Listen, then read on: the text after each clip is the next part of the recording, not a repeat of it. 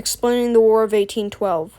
At the beginning of the 19th century, Britain, along with the rest of Europe, was fighting France in the Napoleonic Wars. In 1807, the British passed the Orders in Council Act of 1807 in an attempt to embargo France.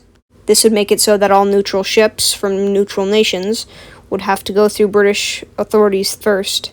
One of these neutral nations was the United States. Around this time, the British started kidnapping people off of American ships. Most of them were British-born, in an act called impressment, and would force these people to join the British Navy. To counter the trade issues, in 1810, the U.S. passed a bill promising that if Britain or France dropped the trade restrictions with them, they would cease trade with the other nation. France would take the United States up on this offer. In November of 1810, the United States would cut off all trade with Britain. Around the same time, the U.S. had just completed the Louisiana Purchase, purchasing a huge amount of land out west.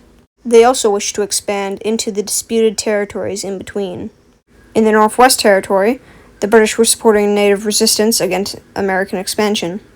They would ally with the Shawnee chief Tecumseh, who had united many tribes into the Northwestern Confederacy.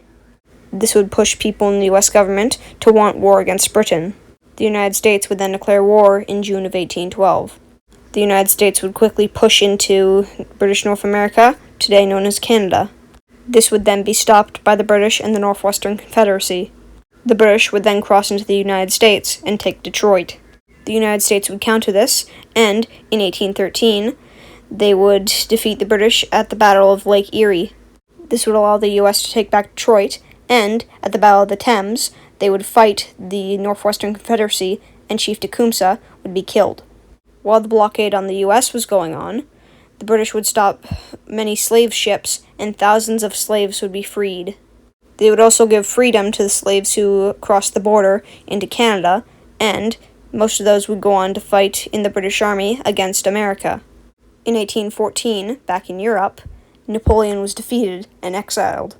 This was good for the British, as they can now focus on the war against the U.S., and this is bad for the United States, as they would now have to fight one of the strongest military powers in the world.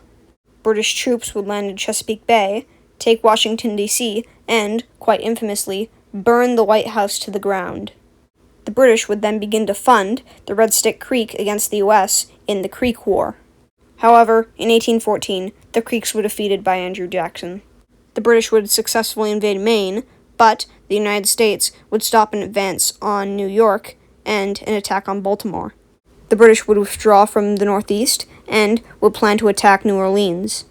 However, peace talks had already begun between the two countries because the blockade on the U.S. was straining its economy, and the British were attempting to stop the European nations from partitioning France. The British also saw no reason in pursuing a war with no real benefits.